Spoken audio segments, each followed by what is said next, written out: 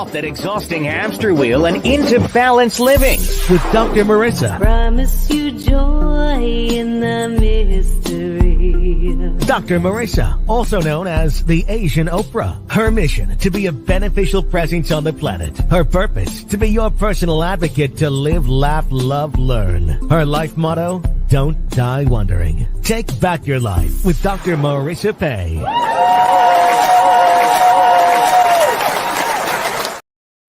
And welcome. You're tuned into Take My Advice. I'm not using it. Get Balance with Dr. Marissa, the morning show here on NBC News, CNBC News, and NBC Sports radio station KCAA, home to the Asian Oprah, AM 1050, FM 106.5, and streaming everywhere. iHeartRadio, Spotify, Stitcher, Audible, Tiki Live, Amazon Music, TuneIn, iTunes, GeoSign, Podchaser, Spreaker, and more. I am your host today on Take My Advice. I'm not using it. Get Balanced with Dr. Marissa, special series called Straight Talk with Dr. Marissa and Sam Works. That allows us to talk about hope and happiness and relationships and sometimes be a little naughty. It is Thursday. We are moving into the weekend. That's my excuse. We're so glad that you're here to join us. I see eyeballs rolling in the studio already. And if you've missed any of my past 964 shows, but who's counting, go to my YouTube channel, free subscribe, and you'll get an alert every week. Morning to come, not literally, on the show and chat with me on my various days of, talking about whatever we talk about. And we start pretty much every show with breakfast with myself and my guest or my co-host. So today, Sam and I are taking a bite out of our gratitude sandwich. The top of the bun is 8 specific things that you are grateful for.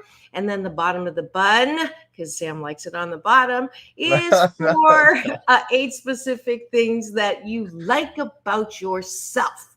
So Sam, go ahead and take it away. All right. So the first thing I'm grateful for, I would say, is just, the opportunity to be who, I have the choice to be who I want to be, and I'm grateful that I have that freedom and that free will. So. Awesome. Good one. That's almost like an appreciation, but that's okay. We'll let you swap one out. Almost. I am grateful that I got my cardio on the bike. I went 41 minutes.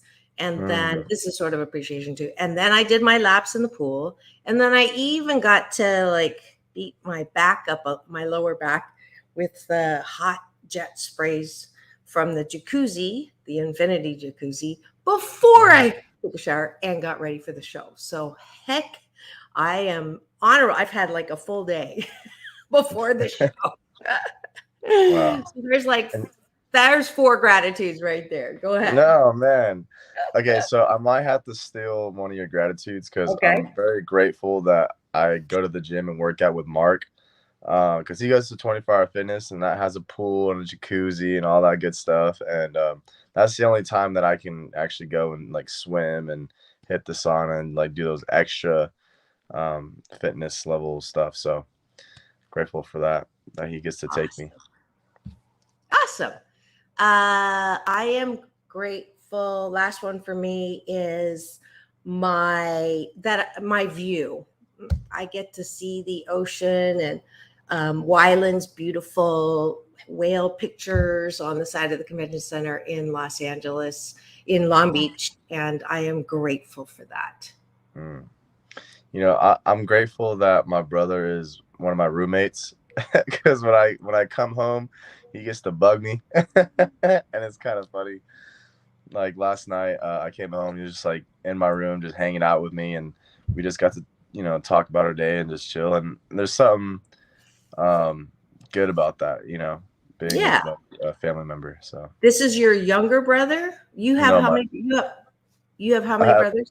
I have 2 older brothers, and this is my oldest. Yeah. Okay. So your oldest lives with you, Mm-hmm. and and now is Polly in the same house? Yes. Yeah. Okay. So did he tell you that I saw him for the first time? He said that you were coming in live in the studio, but honestly, I forgot about that whole thing. And Yeah. I was there what day is it today? Thursday. I was there Tuesday. And that was the very first time. So I'm grateful for Polly and all the help that he does in the studio to support me. But it's that moment, and I think a lot of people have had that because of COVID.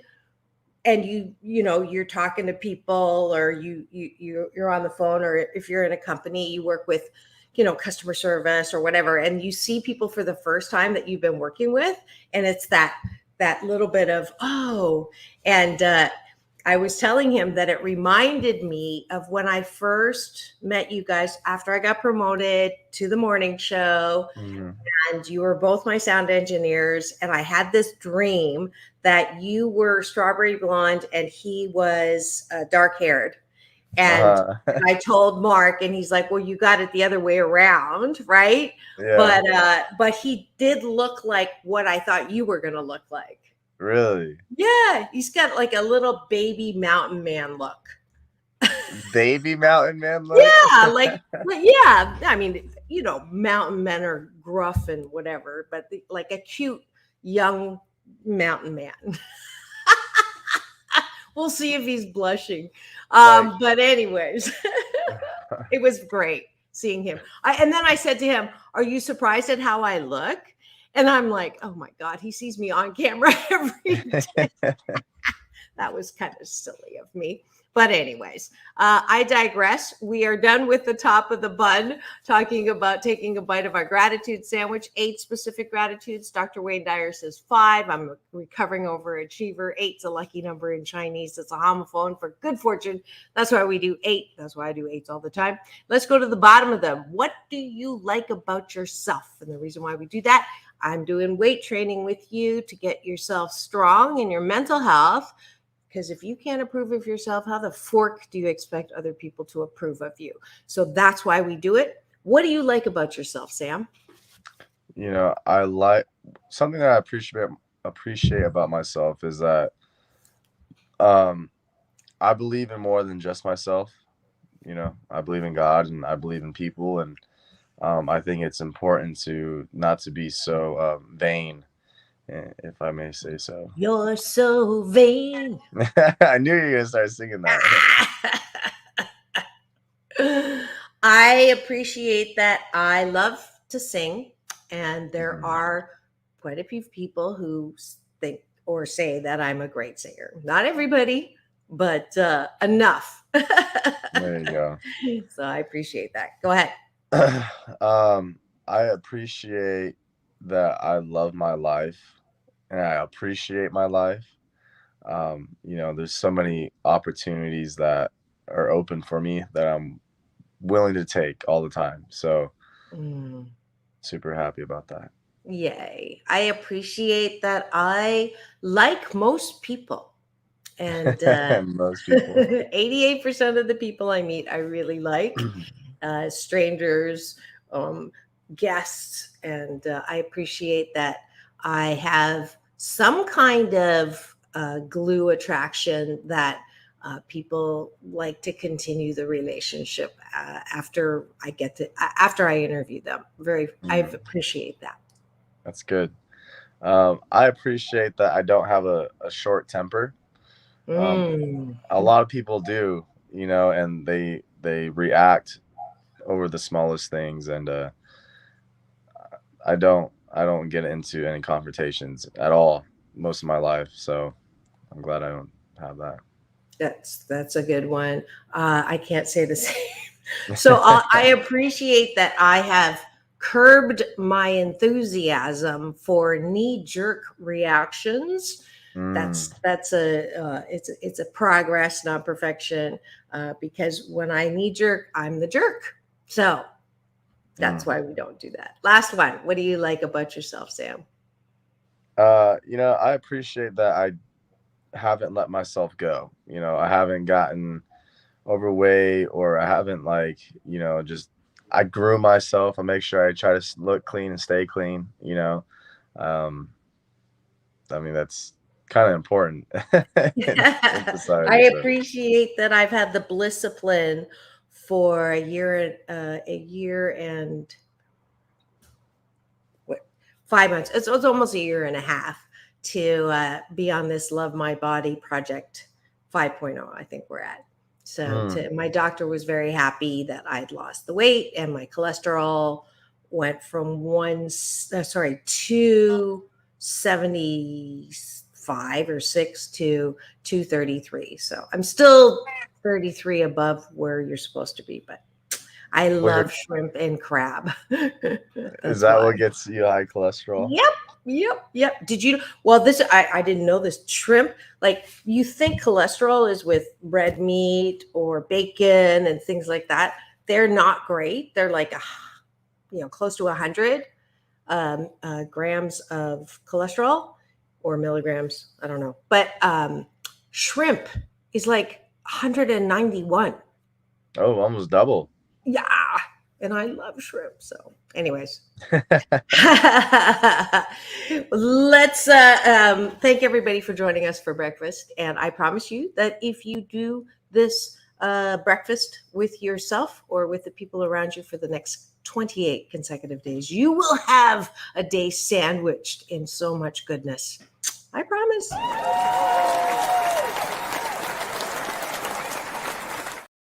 All righty. And where are we today? Let's see. Did you like how I wrote that up? This is actually from, did I just go out of the studio? Oh, did I go out? No, you're here. You're with me. Okay. So does the apple fall? Does the apple fall far from the tree? Question mark. Have you heard the expression, meet your girlfriend's mom and you will know what your wife is going to look like when she gets old? How much of heredity plays into personalities and behaviors? If your boyfriend's father is a cheater, does that make your boyfriend a likely cheater too? That's what we're talking about today. So take it away, Sam. This is actually your mom's choice, I think, of a topic. And she's always a great source of a topic, and she responds way faster than you do. So, okay, so I believe that the apple doesn't fall far from the tree. However, we do build our own character. We do create our own destiny and our own and we are our own person, right? However, you do take in some of your parents' traits and even your grandparents and your ancestors' traits. That's how we were created. But in terms of if your dad's a cheater, then he's gonna be a cheater. That can go both ways. Like some people, they see their parents and they either want to be like their parents or they don't want to be like their parents. And depending on how successful their parents' lives are, you kind of make that choice. mm-hmm. And even if you do fall from, like if you do become a cheater because your dad's a cheater, like you can't blame your dad for that. Like I said, you are your own person. So you have that choice. It may be tough because you're around the environment. So like if you're around a bunch of people who smoke, then more than likely you might smoke, or vice versa. However, you create your own life, you create your own character. So you just have to be careful. Mm-hmm. I just had this thought. Where did that expression come from? Because it's an interesting, I don't think all cultures have that expression. So I just looked it up, as you know, I love to do. My dad, my bonus dad, who's 93, actually wrote articles with me on idioms. So like this. So if you haven't read them, they're super cool on Medium. I'll pull this up. Anyways, Ralph Waldo Emerson in 1839 credited with making the most usage of the phrase, but it's actually from an old German proverb. Let's see. The phrase describes how children can inherit traits from their parents. For example, if a child is raised in a family of artists, the child will likely be creative. This phrase can also be used on how children can learn habits from their parents. For example, if a child sees a parent smoking cigarettes, the child is more likely to pick up the habit. While this phrase is typically used to describe positive traits, interesting, it can also describe negative traits. So we're using it, obviously, this in a negative way with the example just now, but there's also that factor of the way you look, right? Just take a look at your girlfriend's mother or your wife's mother, and that's what your wife is going to look like when she grows older. Have you experienced that? As far as mother-daughters looking, give me a percentage. Think of mom and daughters that you know, okay, or you've met. What's the percentage where they look like their parent? They look like their mother, like that adage. That's a high percentage to be. Is it a high percentage? Okay. Yeah, but I mean, they're not like identical, but like they have certain traits, you know. 8 out of 10. Yeah, 7, 8 out of 10. 7, Honestly, 8 out of 10. I'm not gonna lie. A few of them look more like their dads. They had like their dad's features, Okay. you know. Yeah. And so I'm like, the dads ain't ugly. You know. Okay, so two things I was going to comment on based on what you said earlier. And before I do that, if you've just tuned in and you're wondering who's in studio, it is my co-host. I'm your mom's friend. That was interesting. I'm gonna, Polly, I'll text you. There's some interference on the stream. Okay, so you're tuned in to Take My Advice. I'm Not Using It. Get Balanced with Dr. Marissa, the morning show, and it's Thursday because I have my co-host Sam Host in here, and with Straight Talk, and we're talking about hereditary things when specifically it relates to relationships and happiness. So we have established, Sam has, that it is certainly an ancestral genetic predisposition, as I call it. If you have certain genes, of course, you're going to resemble in that way your parents. And at the same time, you can learn from them. So those two things, and I have met a lot of clients who say to me, I ask them, so what do you want? If you can create who you are, what do you want to be? Who do you want to be? And their first response is, I want to be nothing like my mother or father, right? Negative role models, which I guess is good if your parent was not a good person, right? You don't want to be like that. But I will say the three, when I ask people to do who I am at the core of who I am, like what are, let's do it right now. What are 3 positive adjectives about you that you are? We kind of did this in the appreciation. So three things. I'll start. I am creative. I am fun-loving. I am, caring. So those 3 things I know I am. And then the one thing that I know I am that I am not happy about or not proud of, and that is I'm super critical. Okay. So that's one thing that my mom continues to be. And I grew up saying, I do not want to be like my mom. I do not want to be as critical and judgmental as she is. And guess what? I am. And that's an important thing for me to acknowledge and be aware of. And we'll go to the solution when we hit the 30-minute mark on how to work with that. But I want you to give your 3 good adjectives and one thing that you not proud of, but it's part of who you are. Okay. Wow. So I've never been asked that before, which is kind of cool. I would say I'm genuine, I'm loving, and I am nice.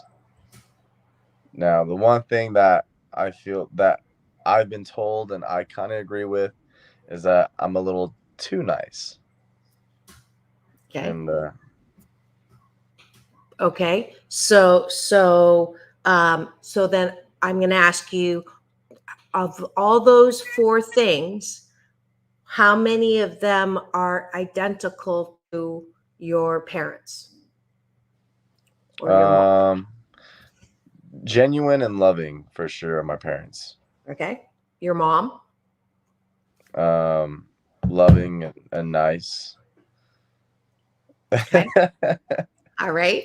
And the too nice gets from your. You know what? I don't know if I got those from my parents, to be honest. I think it was just how I was raised. My parents just told me to be nice to everybody, and my dad definitely made sure that I listened to everybody. What? And so just the disciplinary action that my parents raised us, like, I don't know, we weren't supposed to be mean to anyone. We're supposed to listen to everybody, whatever. So it's like, it kind of like made me a little too I'm not pushy, and like people start to like kind of use me as an advantage, because I don't want to see people hurt or frustrated or sad or mad. If you're happy, I'm happy. Like, it doesn't matter how I feel, as long as you're cool, I'm cool. That's kind of that's codependency. That's the definition of codependency. So, okay. Yeah. So would you say either one of your parents might have been a little codependent? Honestly, I don't think so. Okay, cool. My dad for sure is very independent. Like, he doesn't really care what other people think. Okay, definitely not from there. Yeah. I think your mom could be like, and it's not a negative thing, because codependent is really good too, because you're really invested in being a good person to another person. So I think sometimes codependency gets such a bad label because it's you want to care a little bit, right? It's just the over caring sometimes that puts you below that person. That's dysfunctional. Yeah, I do think I'm a little over caring, and there's that saying, like, if you don't fill up your calendar, like, someone else will, and I'm running around everywhere just trying to help out everyone that asks for me, Yeah. And that's honestly a real problem that I've been trying to work on. So good. Okay, so when people come to me and they are not happy with who they are because they are just like their mother or just like their father, the first thing I say is, one, it's good self-awareness. And if you haven't done this exercise, it's a really good exercise to do. It's called Who Am I in the Core of Who I Am. It's on page 159 in the book that's behind me. 8 Ways to Happiness. And the Asian Oprah giveaway today is an audiobook copy of my #1 bestseller, which you can get if you go to drmarissa.life and put in the subject line 8 Ways to Happiness, and I'll know that you get that free book today. So if you know who you are, at the core of who you are, and there's like around 16 to 18 pieces of pie, and you fill that in, and you can not have more than 4 negative things about yourself. So mostly positive, right? And 3 to 4 negative things. That's the first thing. Are you aware of who you are? The second thing is, how many as we're doing, how many of those things did you get from your parents? That's the apple not falling far from the tree. And if they're negative, give yourself a break, because of course you have traits like your parents, genetic and role model, hereditary. Experience, right? Of course you're going to learn that. So cut yourself some slack, and then, because your goal in life is not to be perfect, although a lot of people think that, that's what they're trying to do, and you're going to be super unhappy. It's a dis-ease with life. That's another topic. But just because you have a predisposition to the traits of your parents, or you have the experience, you grow up with your parents, does not dictate who you're going to be in the wholeness of who you are. So you can make choices even though you have a predisposition. So that's why medical history. Okay, so I think my dad had high cholesterol, so I may have a genetic predisposition, but I can control what I eat to bring that down. So even if your dad's a cheater, or you come from, a line of alcoholics, or whatever that is, doesn't mean that you're destined or predestined to be that choice factor, right? Yeah. I remember when I was a little kid and I was in my dad's car and he had to go get something from the garage or whatever. And I was like, man, I want to be just like my dad. Like, I want to be as tall as him. I want to be as good looking as him. The only thing that I don't want to do or be, which he is like a cigarette smoker. I was like, I want to be just like him, except for smoke cigarettes. And here I am smoking 2 packs a day. No, I'm just kidding. I'm kidding. I don't smoke cigarettes. But yeah, that was the one. Did you ever smoke? Yeah, I mean, I've smoked a cigarette once or twice. Okay. And is it true they say that, if it's okay with the parent, it becomes okay with the kid? It definitely was not okay. Definitely not. Because it was a negative motivation. It was, yeah. Mm-hmm, mm-hmm. So what is the comment around looks and how people look like their parents? And when I thought about when the topic first came up, I think people look more like their dogs than they necessarily do with their parents. Have you ever noticed that? No. Oh, I have. It's kind of, well, I live in a building that has, allows pets. So I just think it's hilarious. Although my grand dog son is a Frenchie. I don't think I look like a Frenchie yet. I get to babysit him tonight, so I'm super excited. But anyways, so if you are using what do you think of a guy that dates and then meets the mom and says that the mom is not good looking, and then uses that to end the relationship?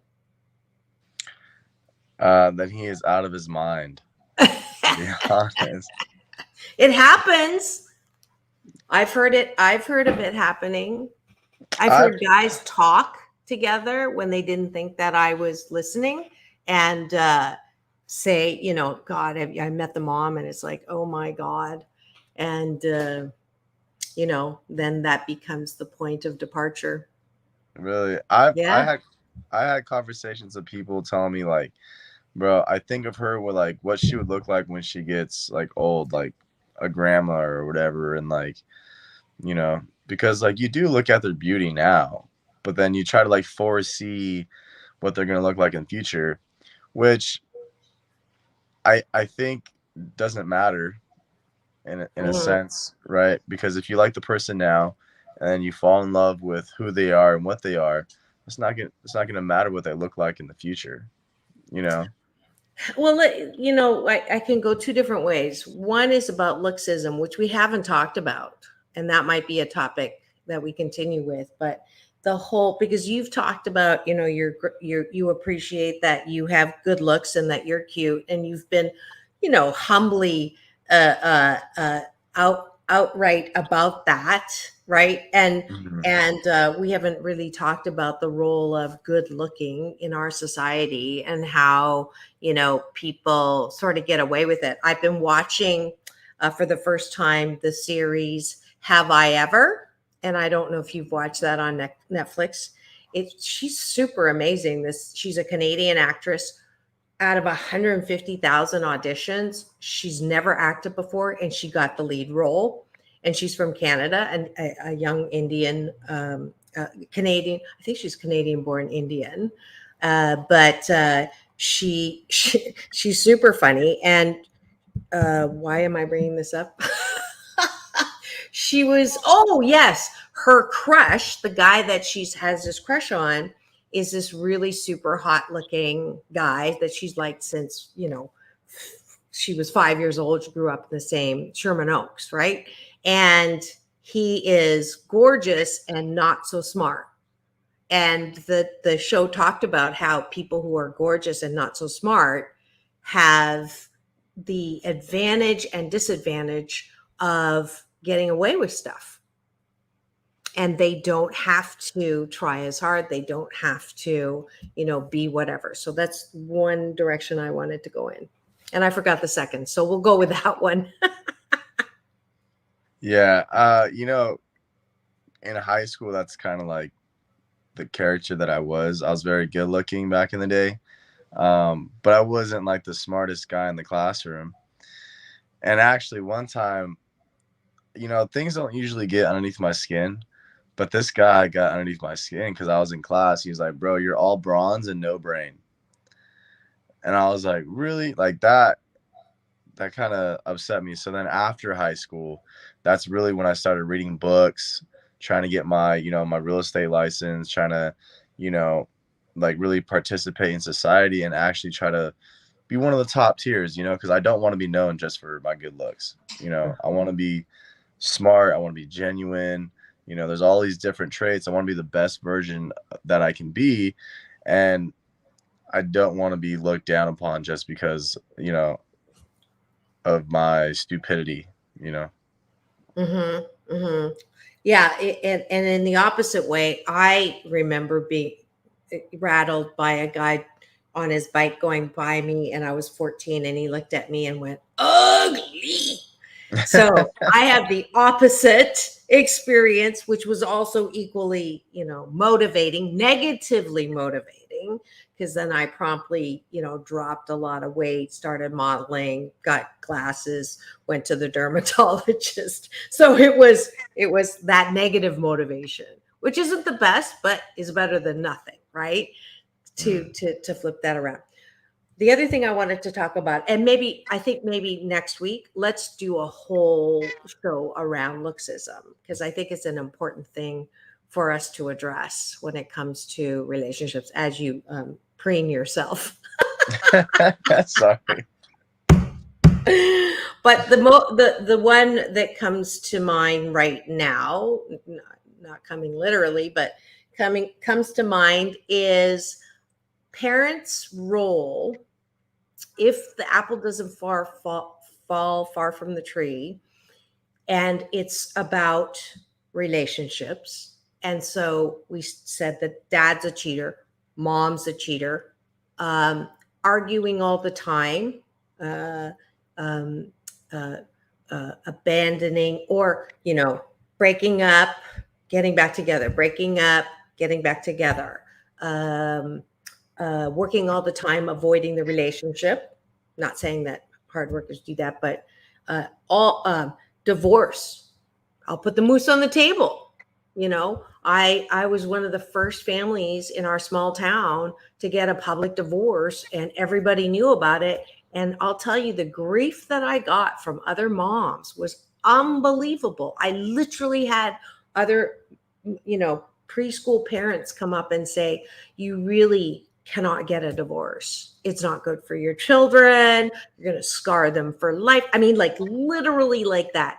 you shouldn't, and how, and even I found out horribly later that my younger daughter's kindergarten teacher actually shamed her in front of the whole class and saying that she was, her parents were getting a divorce and how horrible that was. Right.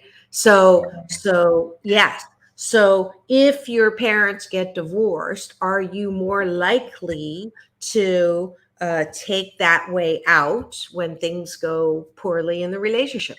Or do you go to the other extreme where it's like, I went through a divorce, my parents went through that, and there's no way I am going to get a divorce. I don't care what happens. I'm never getting a divorce because I was completely traumatized. So put that moose on the table, which is my Canadian version of talking about the elephant in the room. So you want to know my opinion? Yeah. For a while, my parents were one of the few families that didn't get divorced. It was like everyone else I knew, I was like, well, my parents are still together. And it was kind of like bragging rights, And then I think with society, it's becoming more acceptable to have, divorced parents and stuff like that.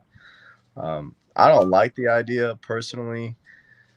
And at one point, it made me not want to get married. I'm going to be completely honest. I was like, I don't want to get married knowing that there's an option of divorce. I do know a family where like the parents, like the word divorce is not even in their vocabulary. Like they don't bring it up. They don't even try to put that in funny aspects or conversations. Like the word divorce does not exist. And they've been together forever, and I'm super excited about that because it's like that gives me like hope, and that's something that I feel like I'm capable of having is like when I get married, I don't think I'll be the one getting divorced just because I'm starting to understand, I'm trying to understand society and the one that I choose and how to work with one another. And, we always talk about communication, like people can last a lifetime together. And I know it's not some Disney fairy tale where it's like, oh, they lived happily ever after. Like, no, that's not reality. The reality is there are going to be problems. Life has ups and downs, but it's just staying committed and staying true to who you are. And my uncle, not that long ago, he actually opened up and he teared up and cried. He was like, when my wife's dad walked her down the aisle and then handed her off to me, it was like one of his greatest moments in life. And when he gets in arguments or when life is tough, like between him and his wife, he thinks back on that day and how it made him feel, and that honor of like, taking her and being like responsible and all that good stuff. That's what holds him together for the most part, like remembering why you married this person and like all this stuff rather than just thinking about all the bad. And I think I can do it. I think I can live a long, happy life with my wife whenever I have that chance to get married. Mm-hmm. So I'm going to put the moose on the table again because you're talking about divorce like it's a bad thing. You're not saying that specifically, but the implication is that you're going to make sure it doesn't happen to you. So and you have every right to say that, based on your experience, you didn't like being in it. I know my kids are probably where you are as well, because it did not bring out the best in their dad or me. And it was not a fun time for them, for sure. Okay. However, I would like to put the moose on the table to say that in the past, I believe that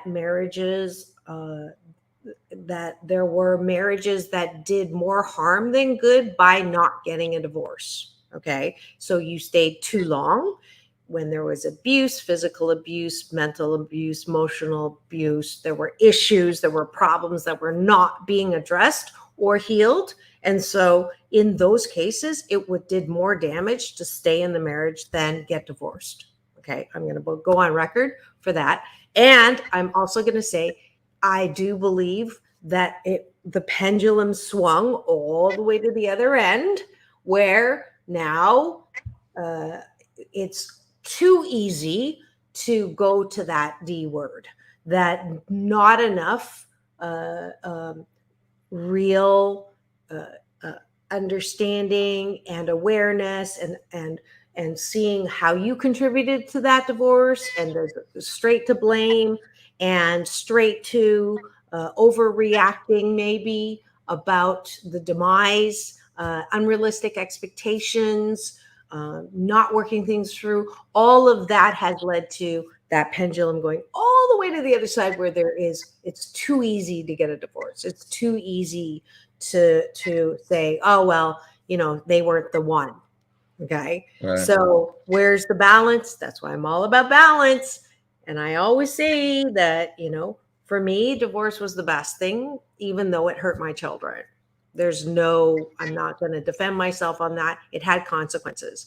But I know without a shadow of a doubt, when I look in their eyes, that I can say, have I done the best that I could with the time that I had and the resources I had to make this marriage work? And I did. I tried. Oh, I over tried, but I understand why I did. Mine was based on 7 out of 10 of us who've had childhood trauma. We have a tendency to pick people to try to heal those things that we cannot heal with that other person. And that's why our relationship did not end up with a lifetime. Second, though, Sam, I believe that there's some real damage that's done when you say that a marriage that lasts a lifetime is the perfect relationship, is the one that everybody should be going for. That if you don't have a relationship that lasts an entire lifetime, that you failed.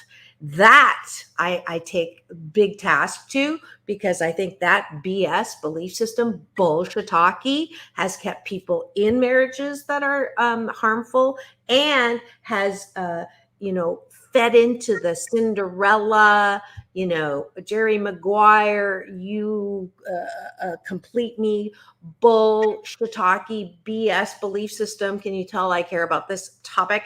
That really messes up people's relationships, because as soon as there's conflict in the relationship, oh, they're just not the right one. They're not the one that completes me. Or when they completed them in the first trimester of the pregnancy model of relationships that I wrote about in the book, From Heartbreak to Love, I believe that we set ourselves up for even more dis-ease with our relationships because of that expectation.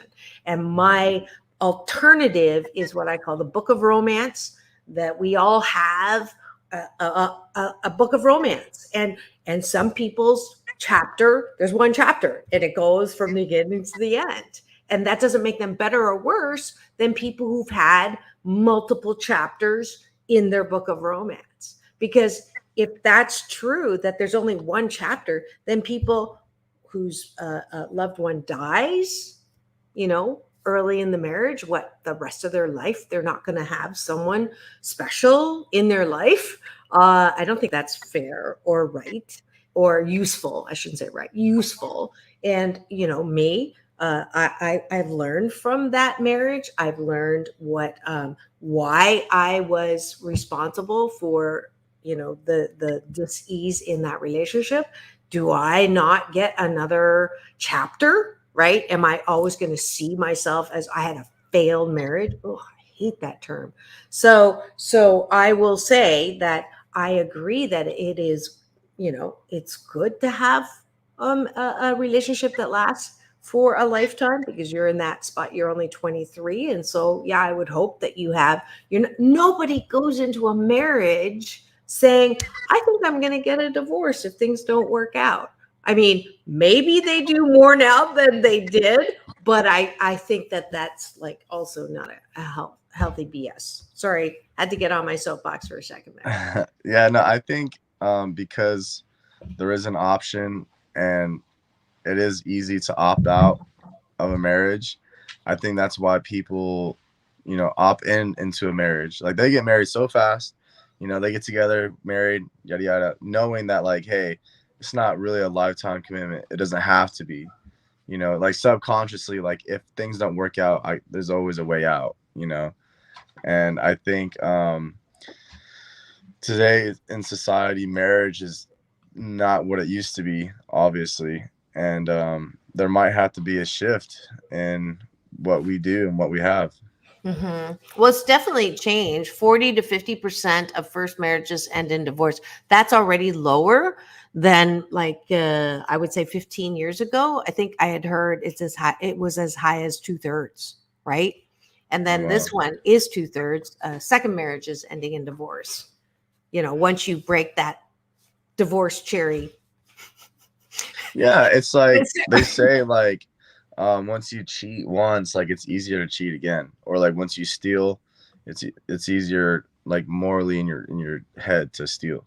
Yeah. Yeah. Forbes top reasons for divorce: lack of commitment, 75%.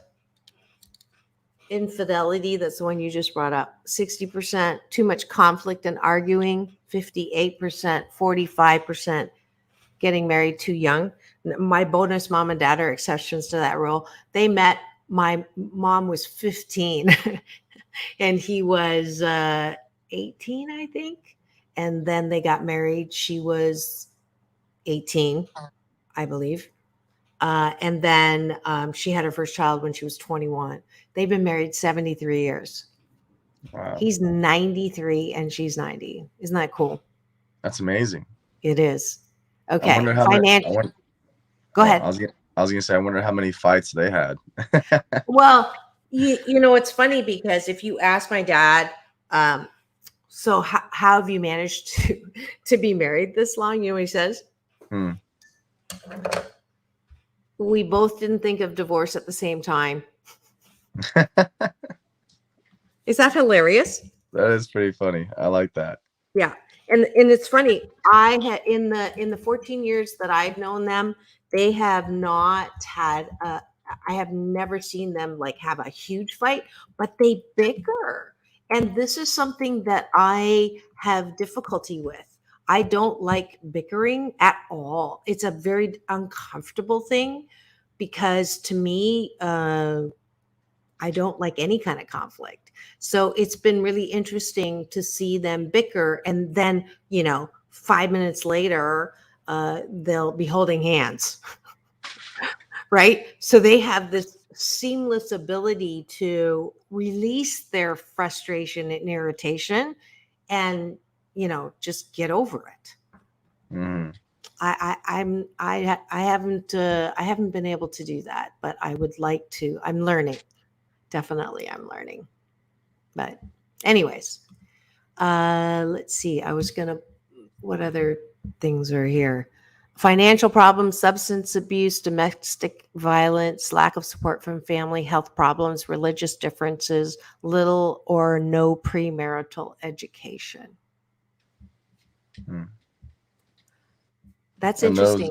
Those are all the categories that make failed relationships or marriages. That lead to divorce. To lead to divorce. Not gotcha. Using that term of failed marriage. It's just a divorce. Having friends who are divorced increases your risk of divorce. I believe it. Couples who live together before marriage are more likely to divorce. Really? Mm-hmm. Now that is hard to wrap around my head, because I would think that you should, live with your significant other before you get married, because you got to find out if you can even live with that person, right? All right. The buy the cow thing. Yeah. For those of you who are not familiar with the idiom, and it could be young people, there's an expression: you got to sample the milk before you buy the cow. You can understand that one. Did you grow up with that idiom? No, I didn't actually. I didn't think so. It's funny. That's why I did that. I want to bring up this one because I mentioned it and just give my dad a little props, because it's pretty funny. These are free. You can read them on my Medium channel. And we created these. Let's see, where is it? Do you have ants in your pants? And other animal idioms to laugh at. This is written by my bonus dad and I, Graham Martin. And then there's another one here. Let's see. COVID-19, are you calling me an idiom? There's my dad. See that? Is that your my bonus dad? Bonus dad. Isn't he cute? There's 8 ways to insult people with an idiom when the cat's got your tongue. I want you to read it and tell me what you think. I can't read it from my phone screen. Oh yeah, no. Later. But anyways, that was just an aside. It was like a good time to bring those up. So on the apple that falls far from the trees, just because you have it in your hereditary genetics or a predisposition based on the experience you've had, you are the boss of you. That's my final word. That's right. my BS, my belief system. I do think that it's more the BS, the belief systems that you develop based on the predisposition are more powerful than what your parents taught you or modeled for you, or because of the genetics. That one of the reasons why we are where we are with all of the problems that we seem to be having in our society and with people not being able to agree to disagree, and the hatred that's coming back in our country, and all of the